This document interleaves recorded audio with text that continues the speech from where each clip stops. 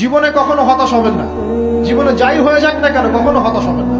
মনে রাখবেন আল্লাহ আপনার রব, আল্লাহ আপনার সাথে আছেন ইনশাআল্লাহ। এই সমাজ আপনাকে যেভাবে শেখায়, কিভাবে শেখায়, এই যে স্কুল, কলেজ, ইউনিভার্সিটি, চাকরি, বিয়ে, সন্তান প্রতিপালন, আর তারপর ইন্না লিল্লাহি ওয়া ইন্না ইলাইহি রাজিউন, এই তো শেখায় নাকি? সবসময় মনে রাখবেন যে আল্লাহ রাব্বুল আলামিনের পরিকল্পনাই আপনার উপরে সবচেয়ে বেশি অগ্রাধিকার যোগ্য, সমাজের পরিকল্পনা নয়।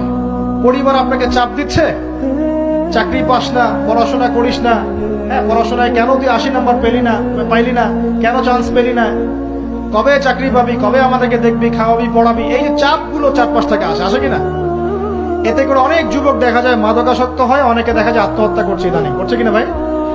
এই শব্দটা থেকে আমি এই পয়েন্টটা আজকে লিখেছিলাম যে ভুলেও আল্লাহর প্রতি বিশ্বাস এবং তাওয়াক্কুল হারাবেন না।